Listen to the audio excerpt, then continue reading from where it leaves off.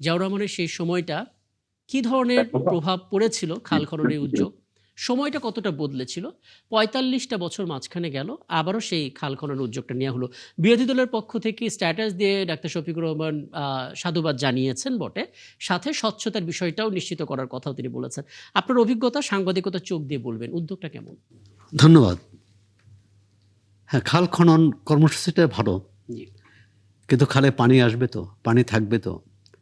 যে খাল খনন করা হচ্ছে সেই খালের তীর থেকে আবার মাটি পড়ে ভরাট হবে না তো, সেটি সুরক্ষা দেওয়ার ব্যবস্থা থাকবে কিনা। জি। দ্বিতীয় হচ্ছে এটা জন উদ্যোগে পরিণত করা যাবে কিনা।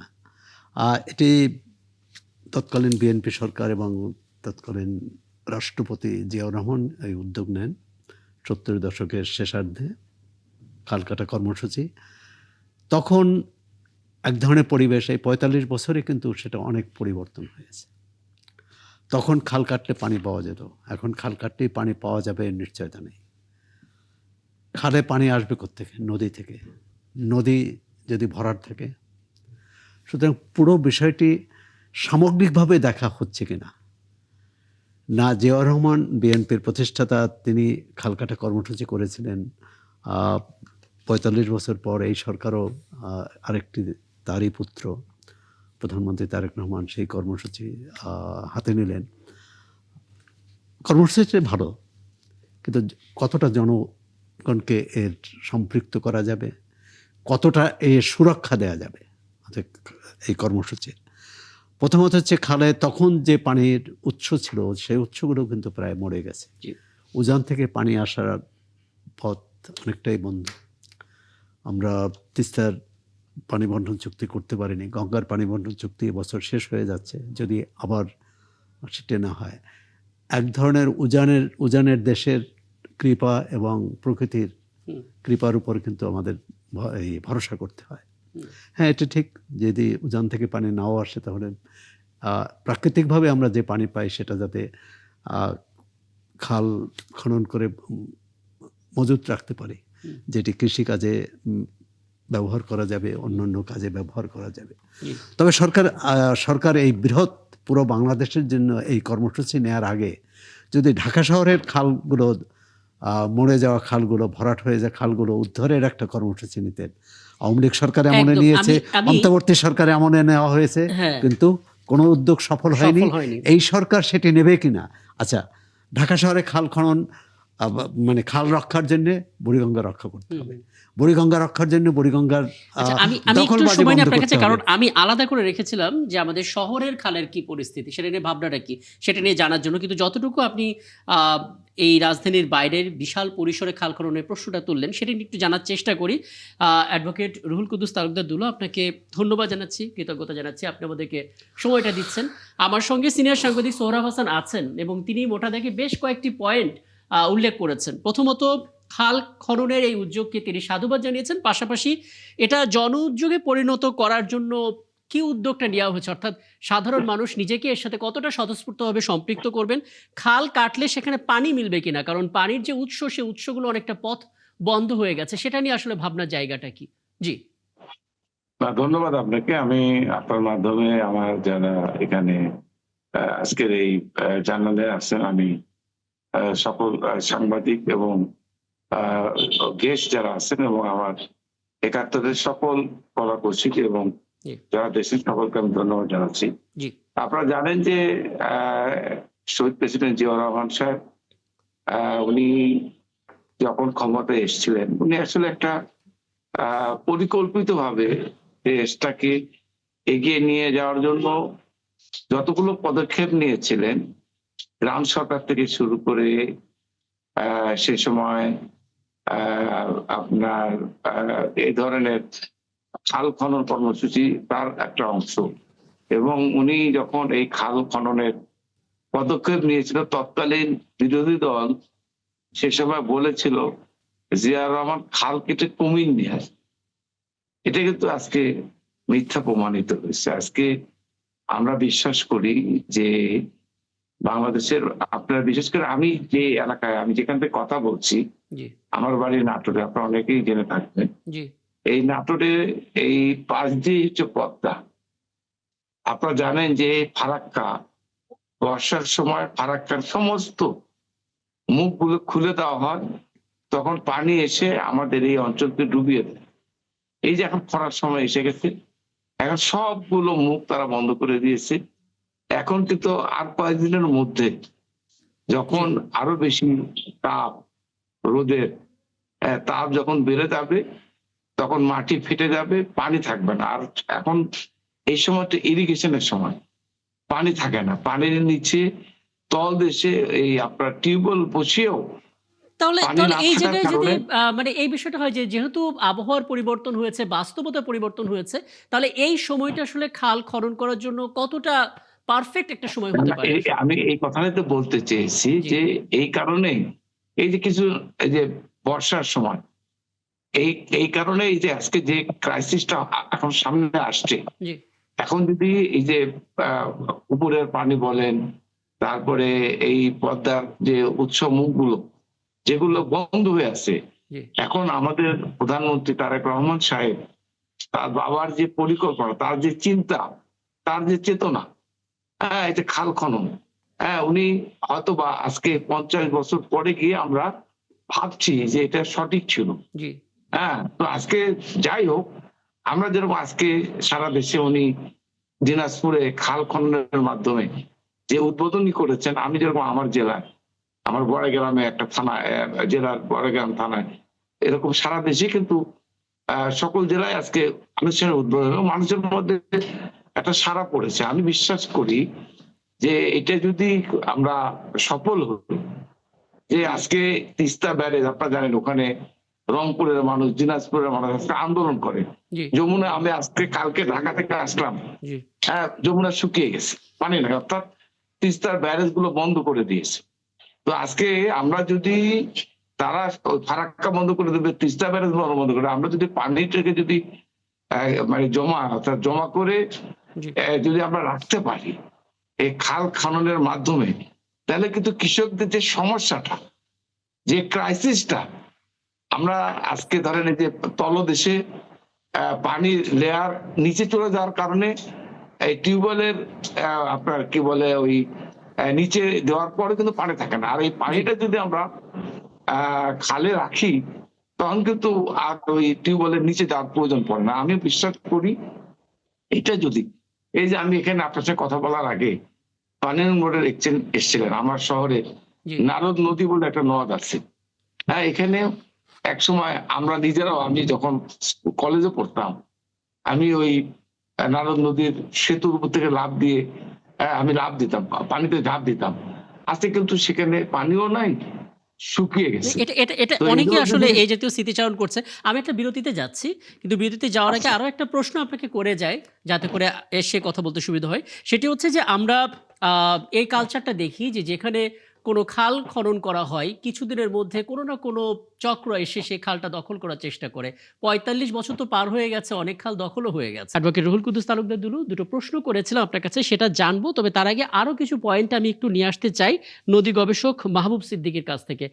মাহবুব সিদ্দিকী, আপনাকে আমন্ত্রণ জানাচ্ছি। কয়েকটা বিষয় একটু বলবেন। প্রথমত, আমরা যেই প্রত্যাশা নিয়ে কাজটা শুরু করেছে, সেটা হচ্ছে আগামী ৫ বছরে সারা দেশে ২০,০০০ কিলোমিটার এই খাল খননের কাজটি চলবে। এখন যেই বৈশ্বিক পরিস্থিতি এবং আবহাওয়ার যে পরিবর্তনটা ঘটেছে, আমরা আসলে কতটা সুফল পেতে পারি? সেক্ষেত্রে কি, কি চ্যালেঞ্জ আমাদের আ অতিক্রম করতে হবে, একটা ধারণা দিবেন গবেষকের জায়গা থেকে। পাশাপাশি বলবেন আমরা ঢাকাবাসীরা এখন পর্যন্ত বুড়িগঙ্গাটাকে রক্ষা করতে পারছি না। শহরের খালের কি অবস্থা? দুটো বিষয় একত্রে। জি, ধন্যবাদ আপনাকে।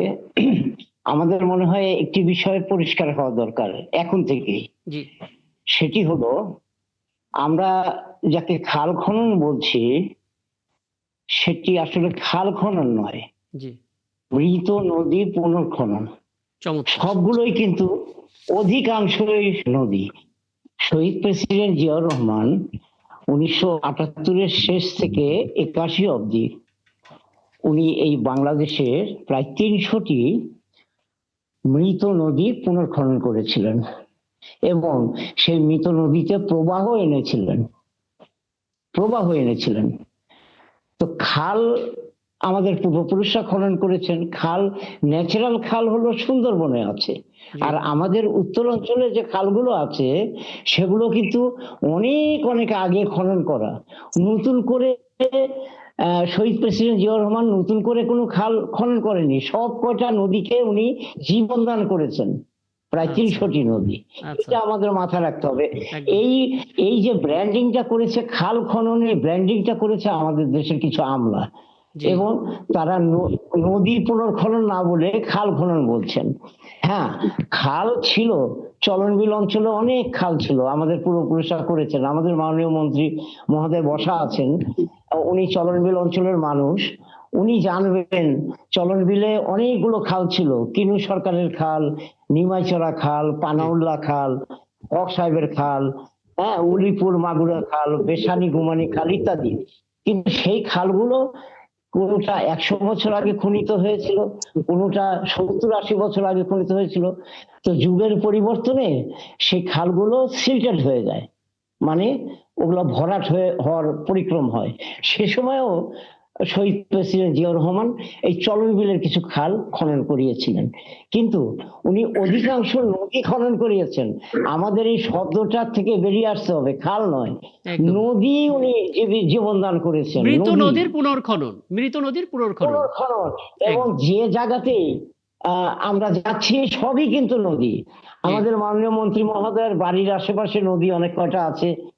প্রধান যে নদী সেটা হলো বারনই নদী, তারপরে ওনার পাশে মুসা খান নদী আছে, গদাই নদী আছে, তারপরে ওনার বাড়ির পাশে প্রাচীন হালতি বিল আছে, ওই বিলের মধ্যে দিয়ে প্রাচীন আত্রাই প্রবাহিত। এই আত্রাইটা, হ্যাঁ, সেই আত্রাইটাও কিন্তু পুনর্খনন করিয়েছিলেন জিয়াউর রহমান সাহেব। উনি কিছুক্ষণ আগে বললেন নারদ, নারদ নদীর উপরে আমার একটা বড় বই আছে, একটা নদীর উপরেই বই লিখেছি আমি। আচ্ছা আমি নাটোরে 66 সালে এসএসসি পাস করেছি।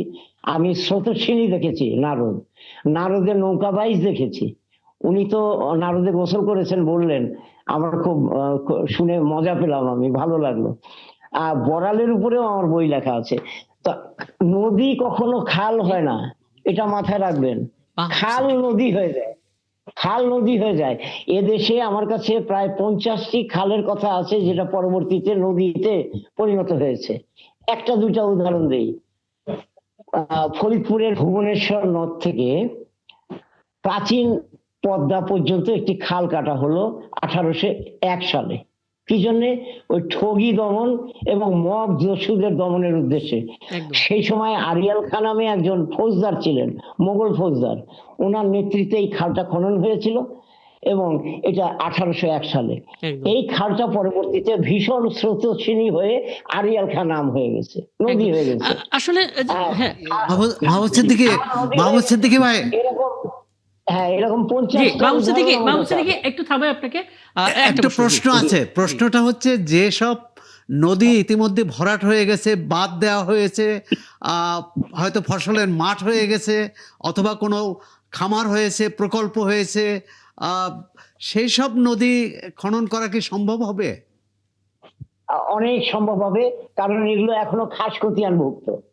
এখনো কাউকে যদি 100 বছরের লিজও দেওয়া হয়, সেটা লিজ বাতিল করবে। যদি 10 সোনা 5 সোনা লিজ দেয়, লিজ বাতিল করবে। সেটা তো ভূমি অফিস জানে, ভূমি মহোদয় অফিস জানেন যে এই কুড়িগ্রাম সহ বিভিন্ন জায়গায় যে নদী রক্ষা আন্দোলন হয়েছিল, প্রভাবশালী মহল সেই আন্দোলনকারীদের বিরুদ্ধে মামলা করেছে, নানা রকম হামলা করেছে। এটা ঠেকাবে কে? শোনেন, প্রভাবশালী বলে কিছু নাই। আমরা সামাজিক আন্দোলন করছি, আমার এখন বয়স 78, আমি এখনো লড়াইয়ের ময়দানে আছি, নদী উদ্ধারের ময়দানে। এদেশে ডিসি ওসি এদের উপর দিয়ে কোনো শক্তিশালী প্রভাবশালী কেউ নাই, তাদের কাছে আইন আছে। তারা যদি প্রভাবশালীদের সঙ্গে হাত মেলায়, তাদের সাথে যদি প্রভাবশালীদের আতাত হয়, প্রভাবশালী মানে ধনবান ব্যক্তি, প্রভাবশালী মানে অন্যের জমি দখল করে থাকে, যারা বাঁধ দখল করে, নদী দখল করে, এদের কথা বলছি। সেটা স্থানীয় এমপি চিহ্নিত করবেন, মাননীয় মন্ত্রী মহোদয়রা আছে, চিহ্নিত করবেন। আমরা সামাজিক আন্দোলন করছি, আমরা লড়াই করবো আচ্ছা, তাদের আমি এই বিরুদ্ধে। পয়েন্টটা রাখলাম, এটা খুব চমৎকার একটা প্রশ্ন। যেহেতু আমরা- আমি রুহুল কুদ্দুস তালুকদার দুরুকে পেয়ে গেছি, এটা জানার চেষ্টা করবো। সবশেষ মাহবুব সিদ্দিকী শুধু বুড়িগঙ্গাটা একটু বলবেন, কারণ আমাদের নগরবাসীর জন্য এটা খুবই মানে মাথা ব্যথার একটা বড় কারণ, যদি এই নদীটাকে ঠিকঠাক মতো আমরা কোনো ব্যবস্থাপনায় না আনতে পারি। মাহবুব সিদ্দিকী। বুড়িগঙ্গা আজকে যেটা গঙ্গা দেখেন, খ্রিস্টীয় দ্বাদশ শতাব্দীতে ওই দিক দিয়ে ঢাকার পাশ দিয়ে যে গঙ্গাটা প্রবাহিত হতো, সেটাই নামই হচ্ছে এখন বুড়িগঙ্গা। জি কিন্তু সেই বুড়িগঙ্গাটা পরবর্তী সময়ে ধলেশ্বরী শাখা হয়েছে। বিভিন্ন সময়ে বুড়িগঙ্গা সিল্টেড হয়েছে, প্রাকৃতিক কারণে হতে পারে, মানব সৃষ্টি কারণে হতে পারে। তখন প্রভাবশালীরা বুড়িগঙ্গার বিভিন্ন জায়গা দখল করেছে। এখন আমি আমার কথা বলি, আমি 1964 সালেও বুড়িগঙ্গা দেখেছি, এবং বুড়িগঙ্গা থেকে এপার থেকে ওপারে আমি গেছি। মাঝিকে, নৌকার মাঝিকে আমি দেখেছি ওই পানি পান করতে, আমি নিজে চোখে দেখেছি 1964 সালে। তো সেটা দূষণ হওয়ার বহু কারণ, সে কারণ ঢাকাবাসীরা জানে, আমরা যারা সচেতন মানুষ জানি। এখন প্রশাসনের উপরে কোনো শক্তি নাই, সোজা কথা। আজকে বুঝতে যিনি পারছি। মন্ত্রী আছেন, মন্ত্রী তো হারিয়ে হ্যাঁ, গেলে আমি আপনার বক্তব্য একেবারে পরিষ্কার। আমি এই আলাপে যদি প্রফেসর ডক্টর মোহাম্মদ হাসনাত আলী, আপনি ছোট করে যদি আপনার দিক থেকে কোনো চ্যালেঞ্জ দেখেন, তাহলে আপনি এটা জানাতে পারেন। বিশেষ করে আপনি আপনার এলাকার খবরটা যদি একটু বলেন আমাদেরকে। জি ধন্যবাদ আপনাকে। সবাইকে বড় করে বলতে বললেন, ভাইস চ্যান্সেলর মহোদয়কে ছোট করে বলতে বললেন। ধন্যবাদ না, আপনাকে। কারণ আপনার সঙ্গে আরেকটা বিষয় নিয়ে কথা বলবো, কারণ লটারি না, আমি একটু ভিত্তিক বলি। যেটা, না, সেটা না, বাদ। আমি কাজেই একটু হ্যাঁ, মজা করলাম। আমি একটু বলি, এখানে জি।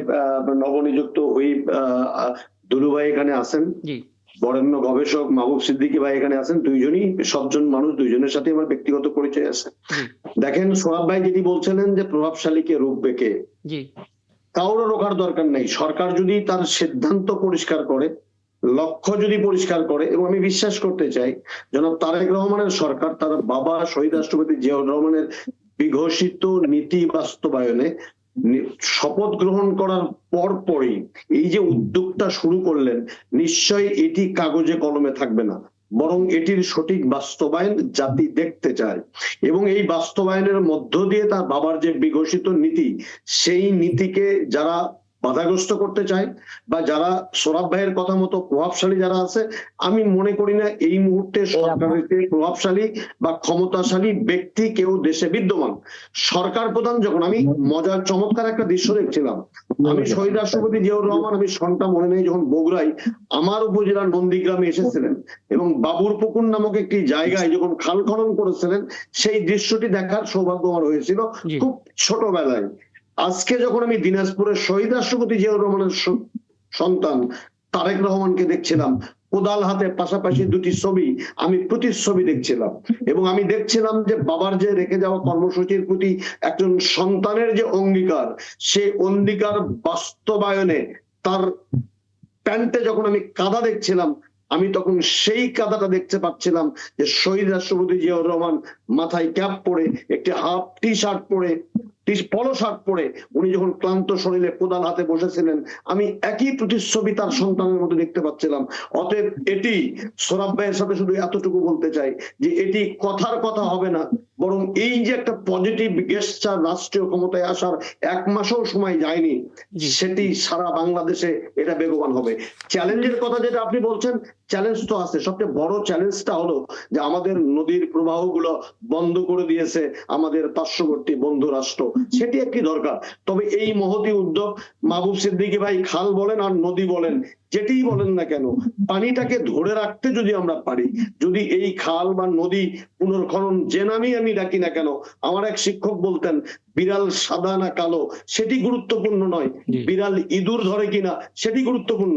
অতএব এটা নদী পুনর্খনন বলেন আর খাল পুনর্খনন বলেন আর জলাশয় পুনর্খনন বলেন, এই পুনর্খননের মধ্য দিয়ে হয়তো সুফলটা আমরা পেতে প্রবাহটা চাই। জি গতিশীল করতে পারবো না, কিন্তু যদি পানিটা ধরে রাখতে পারি, তাহলে আমাদের এই বরেন্দ্র অঞ্চলে, আমি যে জায়গায় বসে কথা বলছি, এই নওগাঁ, বগুড়া, রাজশাহী, নাটোর, সিংড়া, এই বরেন্দ্র অঞ্চলের যে রবি শস্য, রসুন, বেগুন, তারপরে পেঁয়াজ, যেগুলো ছোট ছোট পরিসরে, যেগুলো মাইক্রো লেভেলে যে উৎপাদনগুলো হয়, জি। শহীদ রাষ্ট্রপতি জিয়াউর রহমান যে স্বপ্ন দেখেছিলেন যে একটি পরিবার স্বাবলম্বী হবে তার নিত্য প্রয়োজনীয় শস্য ফসলে, সেই শস্য ফলনের জন্য আমি আমার ছোট জীবনে দেখেছি যে এই যে এটাকে কি বলে, যে পানি শেষ করে পুকুর থেকে বা জলাশয় থেকে, সেই ব্যবস্থাটুকু যদি করা যায় তাহলে আজকে এই যে 20 কোটি মানুষের একদম আমি আপনার এই প্রত্যাশার জায়গা এবং সেটাকে ত্বরান্বিত করা হ্যাঁ যাবে। ত্বরান্বিত করবে, মানে এটা আসলে হোক সেটা বিশ্বাস আমরা করতেও চাই।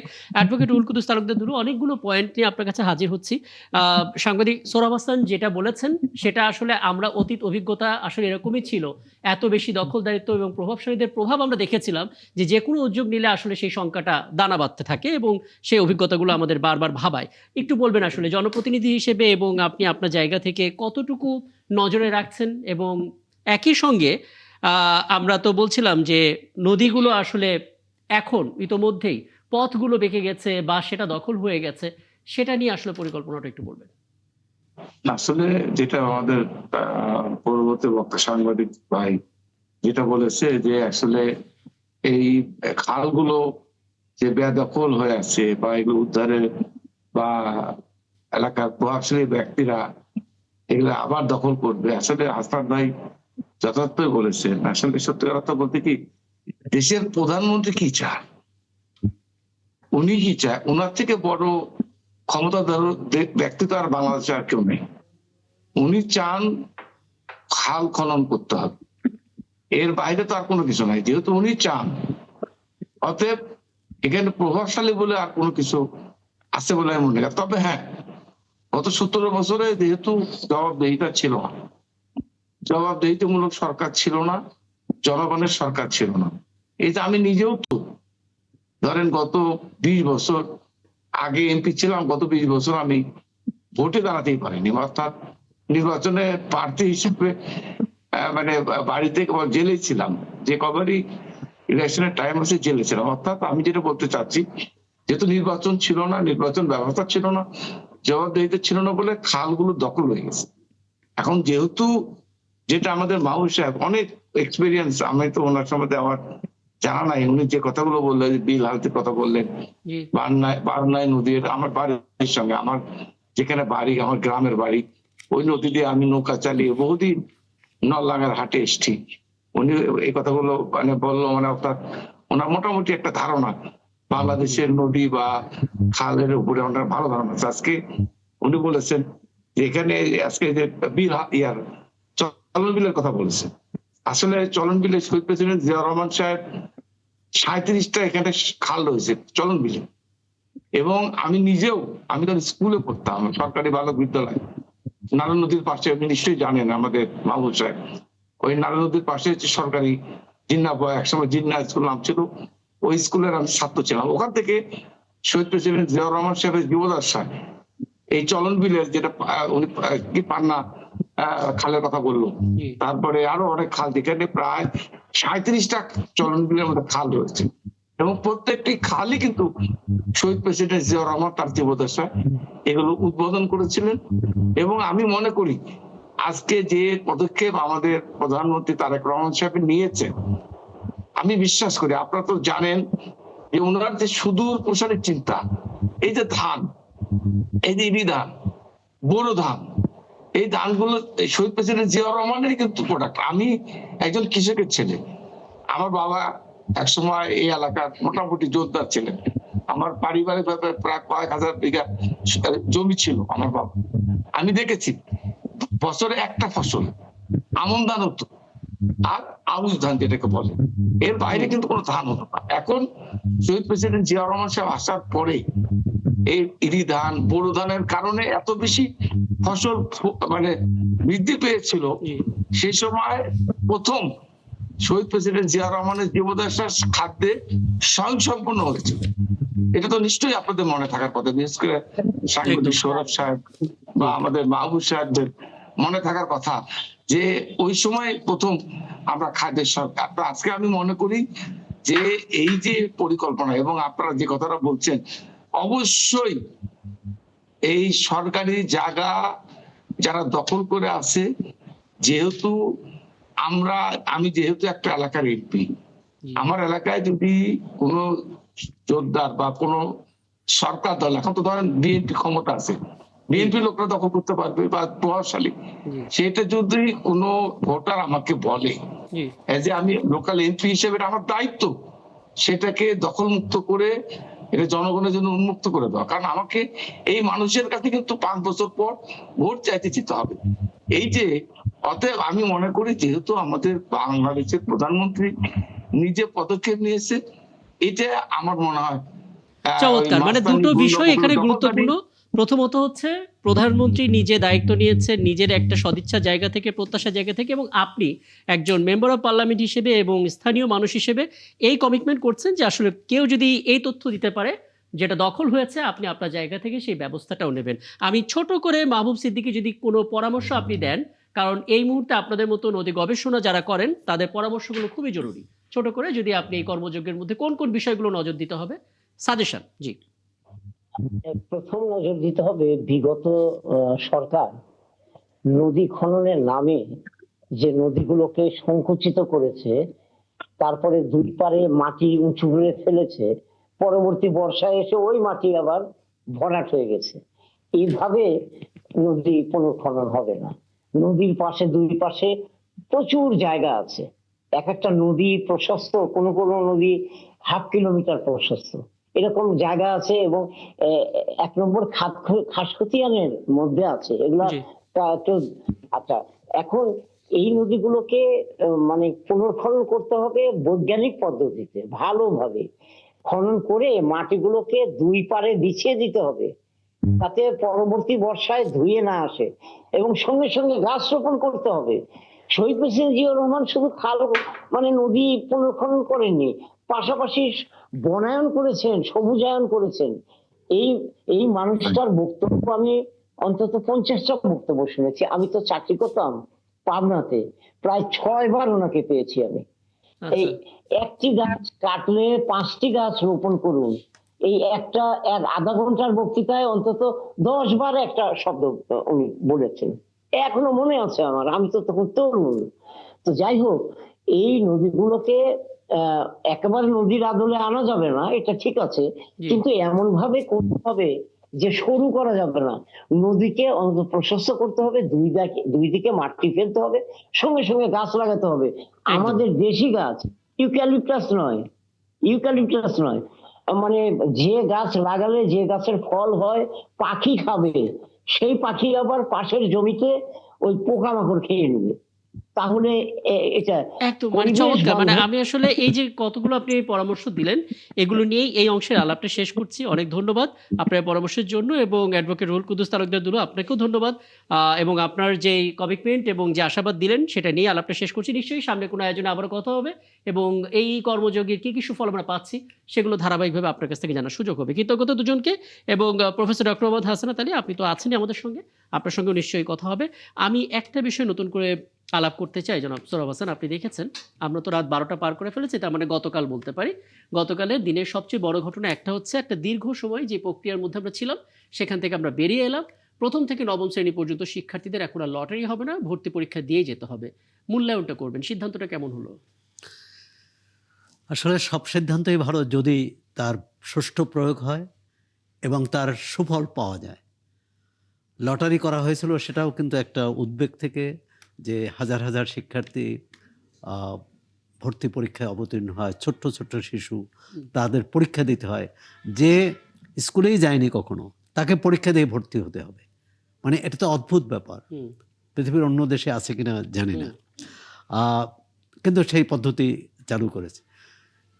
এই দুটোর বাইরে যে পদ্ধতি করা যেতে পারে, এখানে একজন শিক্ষাবিদ আছেন, যে আমরা ঢাকা শহরে এই লটারি তো বাইরে অন্য জায়গায় হয়নি, বা বড় শহরগুলো ছাড়া, বড় মেট্রোপলিটন সিটি ছাড়া অন্য জায়গায় লটারি প্রশ্ন আসে না, কারণ সেখানে শিক্ষার্থী পাওয়া যায় না সরকারি স্কুলের জন্য। যেটা পদ্ধতি, যেটি আইডিয়াল বা আদর্শ পরিকল্পনা হচ্ছে এলাকা ভিত্তিক শিশুদের জন্য ভালো স্কুল করা, এবং এলাকার শিশু এলাকায় থাকবে। না হলে ধানমন্ডির বাচ্চা উত্তরায় পড়বে, উত্তরার বাচ্চা পুরান ঢাকায় পড়বে, বা পুরান ঢাকার বাচ্চা গুলশান বনানীতে পড়বে, তাহলে আপনি শুধু তার মানসিক শারীরিক পরিশ্রম তো আছেই, ব্যয় আছে, ঢাকা শহরের যানজট আছে, এগুলো এড়ানো যায়। আর যদি উত্তরে একটা ভালো স্কুল হয়, কেন ধানমন্ডিতে হবে না? একদম। ধানমন্ডিতে একটা ভালো স্কুল হলে কেন রামপুরায় হবে না? আমরা যদি এরকম আমরা শিক্ষাটাকে যদি শুধু সরকারি প্রশাসনিক কাজ ভাবি, তাহলে এই সমস্যার সমাধান পাওয়া যাবে না। এটার মধ্যেও যেমন অনেক এই লটারি চালুর আগে তো বহু বছর ধরে পরীক্ষাই ছিল। তা পরীক্ষা দিতে যে এই সমস্যাগুলো যে হয়েছে, আবার পরীক্ষা একটা বাংলাদেশে পরীক্ষা মানেই হচ্ছে কোচিং, পরীক্ষা মানেই হচ্ছে নোটবুক, পরীক্ষা মানেই হচ্ছে বাড়তি হয়রানি। প্রথমত হচ্ছে যে অনেক দেশে তো পরীক্ষাই নাই, অন্তত শিশুদের জন্য। একদম। আমাদের এত পরীক্ষা চাপানো হয়, এত বই চাপানো হয় যে তারা নিজেদের মানসিক একদম। আপনি যে গঠনটা হয় না। পরামর্শটা দিলেন সেটা নিয়ে একটু কথা বলি। প্রফেসর হাসনাত আলী, আপনি শুনলেন সিনিয়র সাংবাদিক সৌরভ হাসান বলছিলেন যে একটা সময় ছিল যখন ভর্তি পরীক্ষা দিয়ে যেতে হতো, তখন এই প্রশ্নটা উঠতো যে শিক্ষার্থীরা কখন স্কুলে পা রাখেনি, তারা কি ভর্তি পরীক্ষা দিবে, তাদের মেধা কি আসলে ভর্তি পরীক্ষা দিয়ে বের করা সম্ভব কিনা।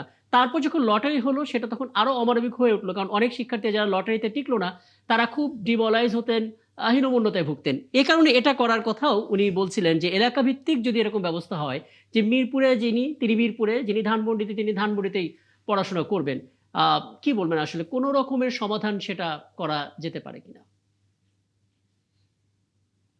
আমাকে বলছেন কি? জি, আমি আপনাকে বলছি। জি, দেখেন, আমি গতকালকে রাত থেকে ভাবছিলাম যে এই যখন যে প্রশ্নটি উত্থাপিত হলো, জি, শিক্ষামন্ত্রীর কাছে সম্ভবত কোনো এক সাংবাদিক জিজ্ঞেস করেছিলেন যে এই যে ভর্তি পরীক্ষার পদ্ধতি নিয়ে, হ্যাঁ, এবং সেই পদ্ধতিতে আমাকেও খুব অবাক করে। দেখেন, এই 24 জুলাইয়ের পরে সৌরভ ভাই মুক্ত মনে কথা বলছেন, আমি নির্ভয়ে কথা বলছি, আপনারা নির্ভয়ে আমাদের মতো মানুষদেরকে ডাকতে পারছেন। আগেও বলেছি না সৌরভ ভাই, আপনি করেছেন, আমাদের জন্য সমস্যা ছিল সৌরভ ভাই, আপনি করেছেন।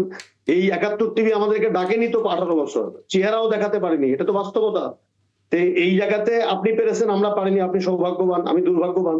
আমি যে কথাটি বলছিলাম যে সেই জায়গাতে শিক্ষা ব্যবস্থা নিয়ে কালকে একটু চিন্তা করলাম যে এমনটি হলো কেন। আপনি যেটা বলছেন আপনার সাথে সম্পূর্ণ আমি একমত, কিন্তু তার চেয়েও ভয়াবহ যে চিত্রটি সৌরভ ভাই, আমাদের দেশের প্রাথমিক শিক্ষা ব্যবস্থাটা বহুধা বিভক্ত। জি, সরকারি প্রাথমিক স্কুল আছে, কিন্ডারগার্টেন আছে, ইংলিশ মিডিয়াম আছে, ইবতেদায়ী মাদ্রাসা আছে। আমি যদি মোটা দাগে এই 4টা নিয়েও আলোচনা করি, রাষ্ট্রীয়ভাবে তো আমি যে বিভাজন আচ্ছা, তৈরি করছি, আমি এই জায়গাটাতে ছোট করে একটু থামাই। ডক্টর মনিরুল ইসলাম আখুন্দ, আপনাকে আমন্ত্রণ জানাচ্ছি। প্রফেসর ডক্টর মোহাম্মদ হাসনাত আলী, আপনি বলছিলেন শিক্ষা ব্যবস্থা নিয়ে আপনার নতুন একটা ভাবনার কথা। এটা একটু শেয়ার করবেন, সাথে বলবেন এখন যে সিদ্ধান্ত এলো তাতে কোচিং, বাণিজ্য, নোট বই এগুলো আবার প্রসার ঘটে যাবে কিনা। জি, কোচিং, বাণিজ্য, নোট বই এগুলা ভর্তি পরীক্ষা ছিল না বলে বন্ধ হয়ে গেছে এমনটি নয়। আমি আমার নিজের কথা বলতে পারি যে আমার ছেলে একটি কলেজে পড়ে, আমি নাম বলবো না, জি, কিন্তু সেই ছেলেটিকে আবারও দিনে 6 বার মাস্টারের কাছে যেতে হয়, কোচিং এ যেতে হয়, বা ওই টিচারের কাছে যেতে হয়, টিউটরের কাছে যেতে হয় তার লেখাপড়াকে করার জন্য। তার মানেটা কোথায়? গোড়াতেই গলত যে ক্লাসরুমে যদি ভালোভাবে যদি পড়ানো হয়, তাহলে আমার সন্তানকে কেন আবার দিনে 6 বার কোচিং এর জন্য যেতে হচ্ছে? অতএব এটা বিদ্যমান ছিল, সংকট সেই জায়গায় নয়। সংকট জায়গা হলো যে 24-এ বৈষম্যহীন বাংলাদেশ তৈরি করার জন্য মুগ্ধরা রক্ত দিল, সাইদরা জীবন দিল, যাদের রক্তের মধ্য দিয়ে এরকম একটি মুক্ত গণমাধ্যম প্রতিষ্ঠিত হলো, জি, সেরকম একটি জায়গায় দাঁড়িয়ে এই পরীক্ষা পদ্ধতি এটি বড় সংকটের জায়গা নয়। সংকটের জায়গা হলো আমাদের শিক্ষা ব্যবস্থার সিস্টেমের সংকট। আমি আপনাকে বলতাম যে আমি বিশ্ববিদ্যালয়ের একজন ভাইস চ্যান্সেলর, আমি চাই আমার সন্তানটি ঢাকা মেডিকেল কলেজে পড়ুক, কিন্তু আমি যখন একজন এই মেডিকেল শিক্ষা ব্যবস্থার সাথে জড়িত, তখন বগুড়া শহীদ রাষ্ট্রপতি জিয়া রহমান মেডিকেল কলেজটাকে ঢাকা মেডিকেল কলেজে উন্নীত করার চেষ্টাটা আমি করছি না।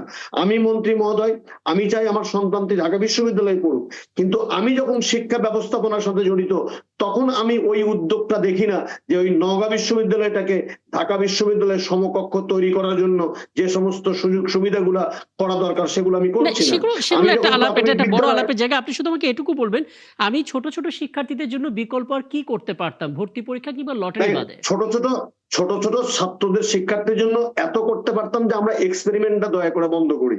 এই যে ভর্তি কি পদ্ধতিতে হবে বা হবে না, এটা প্রত্যেক 1 বছর পর পর বা সরকার বদল হলে যে এক্সপেরিমেন্ট করব, কখনো লটারি কখনো পরীক্ষা, দয়া করে ছাত্রদেরকে এই গিনিপিগ না ভাবিয়ে একটা সার্বজনীন একটি পদ্ধতি তৈরি করা দরকার এই ভর্তির ক্ষেত্রে। 1, 2 নম্বর যে বিষয়টি হলো এই যে বহুধা বিভক্ত প্রাথমিক যে শিক্ষা ব্যবস্থাটা, আমি যদি ফিনল্যান্ডের এক্সাম্পল আপনাকে দিই, তাদের কিন্তু একমুখী প্রাথমিক শিক্ষা ব্যবস্থা এবং বিশ্বে এখন সবচেয়ে মানসম্মত এবং মার্জিত এবং গৃহীত প্রাথমিক শিক্ষা কিন্তু ফিনল্যান্ডে। আমরা সেটাকে মডেল করতে পারি। এবং এই যে আমি যেটা বললাম যে সরকারি প্রাথমিক বিদ্যালয়, কিন্ডার গার্ডেন, ইংলিশ মাধ্যম, ইবতেদায়ী মাদ্রাসা, আরো যে সিস্টেম গুলো আছে যারা সবাই প্রাথমিক শিক্ষা দেয়, সেই শিক্ষাগুলোকে একটা আমব্রেলার নিচে আনা উচিত এবং যেন আমার সন্তানকে আমি যে পদ্ধতিতেই দেই না কেন, যে স্কুলেই দেই না কেন, আমি যেন ওই একই ধাঁচের শিক্ষা বুঝতে পারছি। ব্যবস্থায় এটা আমার এটা আমরা সন্তান প্রায় গড়ে সময় উঠছে, কয়েক দশক এইটুকু ধরেই চাই। আমরা আসলে এই দাবিটা, এই সলিউশনটার কথা আমরা শুনে থাকি যে সব শিক্ষামুখী আসলে একমুখী হওয়াটা প্রয়োজন, যাতে করে সবাই ভাবনার জায়গাটা, পরিকল্পনার জায়গাটা আরো নিখুঁতভাবে করতে পারে। অনেক ধন্যবাদ, কৃতজ্ঞতা আমাকে সময়টা দেওয়ার জন্য। নওগাঁ বিশ্ববিদ্যালয়ের উপাচার্য প্রফেসর ডক্টর মোহাম্মদ হাসনাত আলী আমাদের সঙ্গে ছিলেন। আমরা এবার আন্তর্জাতিক অঙ্গনে একটু নজর দিতে চাই। তার আগে ছোট করে সোহরাব হাসান আপনার একটা মন্তব্য নেব। সেটা হচ্ছে, যুক্তরাষ্ট্রের সঙ্গে আমরা সব সময়, বিশ্লেষকরা একটু মজা করে বলেন যে যুক্তরাষ্ট্রের লেজ ধরে ঘোরা যে সমস্ত দেশ, তার ভিতরে একটা ছিল কানাডা, একটা ছিল যুক্তরাজ্য। কিন্তু এখন আমরা দেখতে পেলাম কানাডা, যুক্তরাজ্য দুটোই আসলে যুক্তরাষ্ট্র থেকে মুখ ফিরে নিচ্ছে। বলা যায় যে ডোনাল্ড ট্রাম্পের কথায় তারা ভরসা রাখতে পারছেন না, যে কারণে ইরান যুদ্ধে তারা প্রত্যক্ষভাবে কোনো ভূমিকা না রাখার সিদ্ধান্ত নিয়েছে। বিশ্ব কি নতুন কোনো পরিবর্তনের দিকে যাচ্ছে? বিশ্ব নিয়তেই পরিবর্তন হচ্ছে, কিন্তু ভালোর দিকে যাচ্ছে না মন্দের দিকে, সেটা কিন্তু প্রশ্ন। জি, কারণ এই একবিংশ শতাব্দীতে একটি স্বাধীন দেশের উপর যুক্তরাষ্ট্র এবং তার মিত্র ইসরায়েল যে যুদ্ধ চাপিয়ে দিল, স্কুলের বোমা মেরে ছোট্ট শিশুদের হত্যা করলো, এবং সেই দেশের সর্বোচ্চ নেতা তাকে হত্যা করলো, হত্যা করার পর এটা মনে করে তাদের একটা বিজয় হয়েছে। মানে এখানে মানবতা চরমভাবে লঙ্ঘিত হয়েছে এবং একটা নৃশংসতা, বর্বরতার দিকে আমরা এই দেশ বিশ্বকে নিয়ে যেতে চাচ্ছে। সেখানে আপনি যেটা বলছেন যে একদা যুক্তরাষ্ট্রের যে মিত্র দেশগুলো, মানে এত অন্যায়, এত মানে কি বলে উন্মাদনা, মানে এটা কেউ গ্রহণ করতে পারে না, এটা কেউ মেনে নিতে পারে না। যে কারণে কানাডা এবং যুক্তরাজ্য, এমনকি জার্মানি গ্রিসও তারা জি, রাজি হয়নি যে হরমুজ প্রণালীতে সামরিক অভিযানে সহায়তা করার। জি, মানে একটা রাষ্ট্র, তাহলে ওই রাষ্ট্র থাকে কোথায়? মানে আর যুক্তরাষ্ট্র যার শক্তি আছে সেই সব কিছুই করবে। একদম। তাহলে তাদের পৃথিবীতে যেসব দেশগুলোর পরমাণু বোমা আছে তো পৃথিবী ধ্বংস করে দিতে পারে। তাহলে আমরা কি ধ্বংসের দিকে যাচ্ছি? মানে যুক্তরাষ্ট্রের নাগরিকদের উচিত অবিলম্বে এই উন্মাদনা থামানোর এবং উন্মাদনা যে তৈরি করেছে তাকে থামানো। একদম। আমি একটু ডক্টর মনিরুল ইসলাম আখুন্দ আপনার কাছে আসতে চাই। আপনি শুনছিলেন নিশ্চয়ই সিনিয়র সাংবাদিক সোহরাব হাসানের কথা, এবং এরকম বক্তব্য আমরা আন্তর্জাতিক গণমাধ্যমগুলোতেও দেখছি যে আসলে দিন শেষে যুক্তরাষ্ট্র ছাপিয়ে ডোনাল্ড ট্রাম্পকেই আলোচনায় রাখা হচ্ছে, কারণ তার একক অনেক সিদ্ধান্ত অনেক কিছু ওলটপালট করে দিচ্ছে। যেটা আজকে আমরা বক্তব্যে শুনলাম যুক্তরাজ্যের সবচেয়ে সিনিয়র মন্ত্রীদের একজন, যে ডোনাল্ড ট্রাম্প খুবই লেনদেন নির্ভর, ইরান ঘিরে তার দফায় দফায় দাবিগুলো, সেই প্রেক্ষাপট থেকে আমরা কখনোই তাকে ওই সমর্থনটা দেব না। আপনি কি আপনার বিশ্লেষণ থেকে বলবেন আসলে যুক্তরাষ্ট্র এবং তার মিত্রদের মধ্যে ছন্দপতনের কারণ কি এবং এর কি ফলাফল আমরা দেখতে যাচ্ছি? জি, অনেক ধন্যবাদ। আজকে নিয়ে এটা প্রায় 17 দিন ধরে এই যুদ্ধটা চলছে এবং মার্কিন যুক্তরাষ্ট্র একেবারেই ডোনাল্ড ট্রাম্প এককভাবে তার কিছু ডিফেন্স সেক্রেটারি অফ ডিফেন্স এবং ইসরায়েলের প্ররোচনায় এই যুদ্ধটা শুরু করে। এবং আপনারা জানেন যে সুপ্রিম লিডারকে তারা হত্যা করেছে এবং সাথে সাথে আজ পর্যন্ত প্রায় 1500 ইরানি নিহত হয়েছে। এর মধ্যে 150-এরও বেশি হচ্ছে একদম নিরীহ স্কুল স্টুডেন্ট। এবং এটা কংগ্রেসের অনুমোদন ছাড়াই ডোনাল্ড ট্রাম্প এটা, এবং সে আসলে কোনো পরিকল্পনা ছাড়া এটা কনসিকুয়েন্সটা চিন্তা না করেই হুজুকের বসে বসে এবং ইরান ইসরায়েলের প্ররোচনায়, নেতানিয়াহুর প্ররোচনায় একটা শিশুকে যেরকম চকলেট দেখিয়ে যা বলি তাই করাতে পারবো, এভাবেই নেতানিয়াহু ডোনাল্ড ট্রাম্পকে দিয়ে যুদ্ধটা শুরু করে। এবং আমরা আস্তে আস্তে দেখছি, এবং এটার একটা বড় কনসিকুয়েন্স হচ্ছে এনার্জি সিকিউরিটির উপরে একটা বিশাল একটা ইম্প্যাক্ট। হরমুজ প্রণালী দিয়ে 20 মিলিয়ন ব্যারেল তেল প্রতিদিন রপ্তানি হয়, মাসে 3000 জাহাজ ওখান থেকে আসা যাওয়া করে। এবং এটা মূলত এশিয়া, চায়না, ইন্ডিয়া এবং অন্যান্য দেশে আসে 20 মিলিয়ন ব্যারেল। এবং এটার ফলশ্রুতিতে তেলের দাম অনেক বেড়ে গেছে। আমি একটা ইন্ডিপেন্ডেন্ট পাওয়ার প্রডিউসারের ম্যানেজিং ডিরেক্টর, সামিট পাওয়ার লিমিটেড, এবং আমরা আমাদের মালিক বিচক্ষণতার সাথে এই যুদ্ধ শুরু হওয়ার আগে আমরা প্রায় 44,000 মেট্রিক টন তেল নিয়ে আসছিলাম। এবং এটা যদি বর্তমান বাজার মূল্যে কিনতে হতো তাহলে আমাদের দেশের $23 মিলিয়ন ক্ষতি হতো, বেশি লাগতো। আমাদের এই পদক্ষেপের কারণে এই দেশ $23 মিলিয়ন কম খরচে আমরা তেলটা পেয়েছি। বাট এই তেল দিয়েও আমরা এপ্রিলের মাঝামাঝির বেশি আমরা বিদ্যুৎ উৎপাদন করতে পারবো না। পরবর্তীতে কি হবে এই সরকারকে সিদ্ধান্ত নিতে হবে। এবং আমরা আস্তে আস্তে দেখছি, ইভেন আমি মনে করি বাংলাদেশ যত মুসলমান রাষ্ট্র আছে এবং পৃথিবীর যে রাষ্ট্রগুলো আছে, ইভেন যে জিসিসি দেশগুলোতে ইরান মার্কিন টার্গেট গুলোকে আঘাত করছে, তারাও কিন্তু প্রতিদিন টিভিতে বসে বসে অপেক্ষা করে এবং চায় দেখতে যে ইরান ইসরায়েলের কি ক্ষতি করতে পারবে। এখন ইরানের জন্য বিজয় কি হবে এই যুদ্ধে? খুবই সিম্পল। তারা যদি এই আক্রমণটা সার্ভাইভ করতে পারে এবং at the end of the day তারা এমন একটা সিচুয়েশন ক্রিয়েট করে যেখানে ইসরায়েল এবং মার্কিন যুক্তরাষ্ট্র দ্বিতীয়বার আক্রমণ করার আগে 10 বার চিন্তা করবে, দ্যাট ইজ দেয়ার ভিক্টরি। এবং I think they are leading towards that victory. মার্কিন যুক্তরাষ্ট্র যে 4টা অবজেক্টিভ দিয়েছিল, যে মিসাইল সিস্টেম তারা ধ্বংস করবে, তাদের নেভি ধ্বংস করবে, তাদের নিউক্লিয়ার ক্যাপাবিলিটি, দেখেন ইসরায়েলের প্রমাণিত 98টা বা 100টা নিউক্লিয়ার ওয়েপেন আছে। তারা নন প্রলিফিকেশন ট্রিটিতে সাইন করে নাই, অবশ্য ইরান সাইন করেছে, যাদের নিউক্লিয়ার ক্যাপাবিলিটি বোমা বানানোর অনেক দূরে তারা। এটার উপর ভিত্তি করে তারা ইরানকে আক্রমণ করেছে। এবং আমরা দেখছি যে ডোনাল্ড ট্রাম্প গত 2 দিন থেকে ন্যাটো দেশগুলো, চায়না, বিভিন্ন দেশে তাই সে অনুরোধ করেছে তাদের যুদ্ধজাহাজ, জাপানকে অনুরোধ করেছে যুদ্ধজাহাজ পাঠানোর জন্য। চায়না এবং জাপান একেবারে না করে দিয়েছে। মার্কিন যুক্তরাজ্য বলেছে যে আমরা এই যুদ্ধে আমরা সম্পৃক্ত হতে চাই না। বারে বারে ট্রাম্প আবার থ্রেট দিচ্ছে যে ন্যাটো দেশগুলো তার পাশে না দাঁড়ালে এটা সিরিয়াস কনসিকুয়েন্স হবে। এবং ন্যাটোর কিন্তু চাঁদা অলরেডি ইউএসএ কমিয়ে দিয়েছিল, ন্যাটো রাষ্ট্রগুলোকে সে অলরেডি খেপিয়ে তুলেছে, এখন তাদের কাছ থেকে সাপোর্ট পাচ্ছে না। সো আমি একটা কথা বলি যে পবিত্র কোরআন শরীফে ঈসা আলাইহিসসালামের কথা 25 বার উল্লেখ করা আছে। মাদার ম্যারি, ভার্জিন ম্যারির কথা 35 বার 34 বার উল্লেখ করা আছে। আমরা ঈসা আলাইহিসসালামকে সম্মানের সাথে ইসলাম ধর্মে দেখি এবং আমরা জানি যে আল্লাহ তাআলা ওনাকে তুলে নিয়ে গেছেন, আবার উনি আসবেন। ইহুদি ধর্মে কিন্তু ঈসা আলাইহিসসালামের অস্তিত্ব তারা স্বীকার করে না এবং ইহুদিরাই ষড়যন্ত্র করে ঈসা আলাইহিসসালামকে হত্যা করেছিল। অথচ আজকে খ্রিস্টানরা ইহুদিদের সবচেয়ে কাছের বন্ধু এবং মুসলমানরা হচ্ছে সবচেয়ে বড় শত্রু। খুবই দুঃখজনক। এবং এরা না জেনেই, ইতিহাস না জেনেই তারা ইসরায়েলের মতন একটা, এবং তাদের যে এখন ক্ষমতায় আছে নেতানিয়াহু, একটা ওয়ার মঙ্গার, একটা কিলার, এবং তাকে সাপোর্ট করে যাচ্ছে। লেবাননে প্রায় 700 ব্যক্তি নিহত হয়েছে এই যুদ্ধে। তারা অলরেডি কি বুট অন দি গ্রাউন্ড, তারা গ্রাউন্ড অপারেশন শুরু করেছে। এবং আমরা দেখেছি যে ইরান এবং দেখেন যুক্তরাষ্ট্র অনেক দূরে, তাদের logistic capability is very difficult. এবং মার্কিন যুক্তরাষ্ট্রের সর্বাধিনায়ক বলেছিল, ভুল না করে থাকলে 4-5 দিন আগে নেতানিয়াহু তার বক্তব্যে ধর্ম বিষয়টা টেনে এনেছেন নিজেই।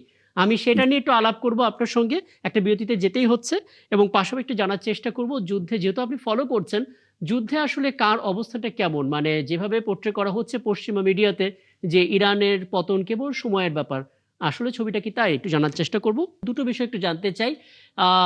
বেনিয়ামিন নেতানিয়াহু আসলে এই যুদ্ধের মাঝখানে তিনি 3-4 দিন আগে একটা বক্তব্য দিয়েছিলেন, সেখানে নিজেই ধর্মের প্রসঙ্গটা এনেছিলেন, মাসিহ শব্দটা প্রয়োগ করে তাদের জায়গা থেকে আসলে অপেক্ষার কথা তারা বলছিলেন। দ্বিতীয় বিষয় হচ্ছে আমরা তার মৃত্যুর গুঞ্জন খুব শক্তভাবে শুনতে পাচ্ছি।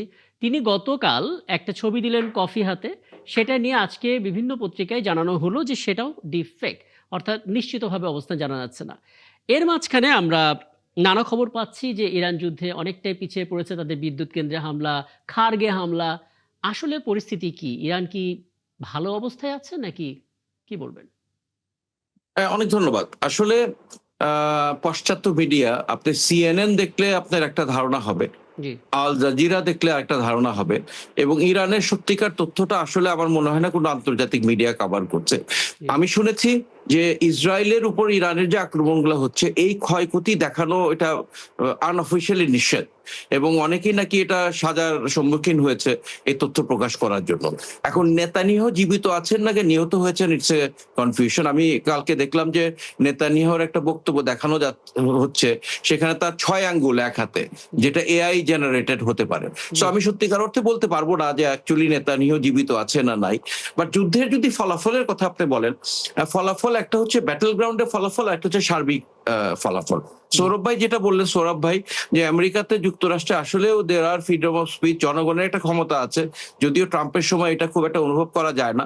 বাট অলরেডি মার্কিন জনগণ কিন্তু 62% বিশ্বাস করে এটা একটা ভুল অপারেশন, এটা মার্কিন যুক্তরাষ্ট্রের করা উচিত হয়নি। এবং আস্তে আস্তে আবার মনে করি বাইডেন ডেমোক্রেটরা ডোনাল্ড ট্রাম্পের কাছে হারার একটা প্রধান কারণ ছিল ডেমোক্রেটিক গভর্নমেন্ট যেভাবে নেতানিয়াহুকে এই গাজাতে এই শিশু এবং নারী হত্যায় সাপোর্ট করেছিল, এটার প্রতিবাদ জানানোর জন্য। আমরা আজকে দেখেছি যে ইরানের একজন মিলিটারি কমান্ডার ইংরেজিতে একটা বক্তব্য দিয়েছে, এবং সে বলেছে এই negotiation the solution will be done in the battle field, not on the table. তারা যুদ্ধ চালিয়ে যেতে তার প্রস্তুত। আমি যে কথাটা একটু আগে শেষ করার বিরতিতে গেলেন, জি। যে মার্কিন যুক্তরাষ্ট্রের জন্য মিসাইল এবং সমরাস্ত্র আনাটা অনেক সময় সাপেক্ষ ব্যাপার, অনেক দূর থেকে আনতে হয়। বাট জি। ইরানের কিন্তু they have a very deep defence industry, তারা কিন্তু অনবরত তৈরি করতে পারছে। এবং ইরান একটা বক্তব্য দিয়েছে, খুবই এটা ইম্পর্টেন্ট। তারা বলেছে যে কিছু কিছু টার্গেট যেটা জিসিসি কান্ট্রিগুলোতে আঘাত হয়েছে, এটা ইরান নিক্ষেপ করে না, it's a false flag operation done by Israel এবং ইউএসএ। তারাই আঘাত করে এই জিসিসি দেশগুলোর সাথে ইরানের সাথে সম্পর্কটা নষ্ট করতে যাচ্ছে। এবং তারা বলেছে আমরা যেসব ক্ষেপণাস্ত্র ইউজ করি তার এটার সিমিলার কিছু ক্ষেপণাস্ত্র ইসরায়েল এবং মার্কিন যুক্তরাষ্ট্রের কাছে আছে, তারা এটা দিয়ে এই দেশগুলোকে আক্রমণ করছে। সো এখানে ট্রাম্প বলছে যে ইরান নাকি নেগোসিয়েশন করতে চাচ্ছে, বাট ইরান এটা ডিনাই করেছে। যে ইরান বলেছে যে রোজার মাসে শয়তানের সাথে কোনো নেগোসিয়েশন হয় না, আমরা যুদ্ধক্ষেত্রে আমরা এটা প্রমাণ করব। সো এখন যদি আপনি বলেন ফলাফলটা কি, অফকোর্স ইরানে নিহতের সংখ্যা অনেক বেশি ইসরায়েলের তুলনায়। ইসরায়েলের সঠিক তথ্য আমরা জানি না, হয়তো আরো বেশি আছে, বাট ইরান অনেক বড় দেশ, জনসংখ্যা অনেক বেশি। বাট মোরালি আমি মনে করি স্টিল ইরান ইজ উইনিং, এবং এই হরমুজ প্রণালীটা বন্ধ তারা সক্ষম ভাবে করেছে। এবং সারা বিশ্বে দেখেন, এখন মার্কিন যুক্তরাষ্ট্র ইন্ডিয়াকে বলেছে যে আমরা রাশিয়া থেকে আমরা স্যাংশন তুলে নিলাম, তোমরা রাশিয়া থেকে তেল আনো, এবং রাশিয়ায় তেল বিক্রি করে এই টাকাটা কিন্তু আবার ইনভেস্ট করে ইউক্রেন যুদ্ধে। সো এটা ভেরি কনফিউজিং। ইউএসএ সাপোর্ট করছে ইউক্রেনকে, আবার রাশিয়া থেকে স্যাংশন এখানে তুলে এখানে কি নিচ্ছে। একটা বিষয় একটু যুক্ত করে দেবেন, মানে আরব আমিরাত কিংবা সৌদি আরবের মার্কিন ঘাঁটিতে যেই মিসাইল গুলো পড়ছে, সেটা যে ইরান ফেলছে না, ইচ্ছা করে ইসরায়েল বা যুক্তরাষ্ট্র তারা ষড়যন্ত্র করে ফেলছে ইরানের সাথে মধ্যপ্রাচ্যের সম্পর্ক খারাপ করার জন্য, এটা কি মধ্যপ্রাচ্যের দেশগুলো বুঝতে পারছে? এটা তো আজকে খবরটা জানলাম, এটা আরো তথ্য নিতে হবে। বাট ফলস ফ্ল্যাগ অপারেশন এটা ইহুদিদের একটা ফিলোসফি, তারা এইটা করাটা অস্বাভাবিক কিছু না। ফলস ফ্ল্যাগ অপারেশন মানে আমি একটা কাজ করব যেটার দোষটা হবে আরেকজনের, এবং এই ফিলোসফি নিয়ে তারা টিকে আছে। মার্কিন যুক্তরাষ্ট্র এবং ভারতও এই ফিলোসফি ব্যবহার করেছে পাকিস্তানের বিরুদ্ধে, ফলস ফ্ল্যাগ অপারেশন। সো আজকে যে ইরান যে বক্তব্য দিল যে কিছু কিছু জায়গায় আমরা আঘাত করিনি, এটা নিশ্চয়ই ইসরায়েল এবং মার্কিন যুক্তরাষ্ট্র, it can happen, it may happen. আমি পুরোপুরি এটা মানে অবিশ্বাস করার মতন কিছু নাই। একদম। তাহলে কি এটার মানে গত পরশুদিন ইরানের পক্ষ থেকে তাদের একজন মুখপাত্র লারিজানি তিনি বলছিলেন যে 1/11-এর মতো একটা ঘটনা ঘটাতে চাচ্ছে, 9/11-এর মতো, সেই টুইন টাওয়ার হামলার ঘটনাটার মতো একটা ঘটনা ঘটিয়ে একটা যুদ্ধটাকে তারা শেষ করতে চায়, তাদের উইনিং একটা রেজাল্ট দেখিয়ে, এবং একই সঙ্গে এখানে যুদ্ধের উপর অন্যের উপর দায় চাপানোর একটা ষড়যন্ত্র। আসলে এখানে তো ডোনাল্ড ট্রাম্প তো প্রতিদিনই বলছে যে we have already won the war, ইরানের কিছুই নাই, সব শেষ করে ফেলেছি। এটা তো সে নিজেকে সান্ত্বনা দেওয়ার জন্য বলছে, বাট পৃথিবী দেখছে কি হচ্ছে। যদিও আমরা ফুল ইনফরমেশনটা পাচ্ছি না, তারপরেও যে মার্কিন যুক্তরাষ্ট্র ইসরায়েল জিতে গেছে এটা কিন্তু কেউ স্বীকার করবে না। আমার মতে এখনো Iran is fighting, they are still strong. এবং আমি বলেছি তাদের বিজয়টা হবে কিন্তু ইউএসএ বা ইসরায়েলে ধ্বংস করা না, এই আক্রমণটা সার্ভাইভ করা, এবং এই ইসরায়েল এবং মার্কিন যুক্তরাষ্ট্রকে এই শিক্ষা দেওয়া যে তোমরা নেক্সট টাইম আক্রমণ করার আগে 10 বার চিন্তা করে আক্রমণ করবো, আমরা কিন্তু হাল ছাড়ার মতো দেশ না। তার মানে একটা উচিত শিক্ষা বলতে যা বোঝায়। সৌরভ হাসান, একটা বিষয় একটু বলবেন, মানে আমরা একটু আগে প্রতিবেদন দেখছিলাম 17 দিনের মধ্যে যুক্তরাষ্ট্র প্রশাসনের 1200 কোটি মার্কিন ডলার খরচ হয়ে গেছে শুধু যুদ্ধের পেছনে, এবং ন্যাটো সহ অন্যান্য মিত্র দেশগুলোও ক্ষুব্ধ। কি দেখতে পাচ্ছেন সামনে? না, আপনি যদি যুক্তরাষ্ট্রের ক্ষতির হিসাবটা দেখেন, কিন্তু বিশ্বব্যাপী যে ক্ষতি, বিশ্বব্যাপী যে বিপর্যয় এবং ভয়াবহ অবস্থার মুখোমুখি আমরা হতে যাচ্ছি, জি। সেটা বাংলাদেশ সহ এশীয় অঞ্চল তো বটেই, মধ্যপ্রাচ্য বটেই, এবং সারা বিশ্বই এই যে কারণে যুক্তরাজ্য, ফ্রান্স বা কানাডা এর সাথে যুক্ত হতে চাচ্ছে না, জি। চাইছে না, জার্মানি। সুতরাং এটি এই উন্মাদনার সাথে কে যুক্ত হবে এবং কে এইরকম মানবিক বিপর্যয় তুলে নিয়ে আসবে? একদম। এখন যুক্তরাষ্ট্রের ডোনাল্ড ট্রাম্প এবং যুক্তরাষ্ট্রের অন্যান্য মুখপাত্রের কথা থেকে এটাই বোঝা যাচ্ছে তারা যুদ্ধ থেকে সরে আসতে চায়, কিন্তু তারা একটা আত্মরক্ষা করতে চায়, একটা সম্মান রক্ষা Safe করতে exit। চায়, তাদের যে সেফ এক্সিট। এখন সেফ এক্সিটটা কে দিবে? সেফ এক্সিটটা তখনই হবে যখন এই ইরান যদি এই যুদ্ধ আরও কিছুদিন চালিয়ে যেতে পারে, তখন যুক্তরাষ্ট্রের এই যে ডোনাল্ড ট্রাম্পের বিরুদ্ধেই কিন্তু প্রতিরোধ উঠবে, প্রতিবাদ হবে। এবং কংগ্রেস প্রথমবার তাকে ছাড় দিয়েছে, জি। পরের বার আমরা মনে করি না যে তাকে ছাড় দেবে। আর ডোনাল্ড ট্রাম্প কি বলে, কালকে যুদ্ধ শেষ করে দিতে পারে, একদম। কারণ তার হচ্ছে যে সকালে একটা কথা বলে, বিকালে আরেকটা কথা বলে। তো এরকম এর কাছে পুরো বিশ্ব যে জিম্মি থাকা, মানে এটার কি বলবো যে একদম। আসলে আমরা আর অপেক্ষা করতে চাই না যে একদম। যে যুক্তরাষ্ট্র, মানে মার্কিন যুক্তরাষ্ট্র এরকম একজন প্রেসিডেন্ট নির্বাচিত করেছে, এটি তাদের জন্য লজ্জার বলে মনে করি। একদম। এবং বিভিন্ন সময় বিভিন্ন বিশ্লেষণে তাদের দেশের সাধারণ মানুষের যে প্রতিক্রিয়াগুলো উঠে আসে, তাতে ঠিক এভাবেই আসলে অসন্তোষ ঝরে পড়ছে, কারণ কেউ তো আসলে যুদ্ধ চায় না।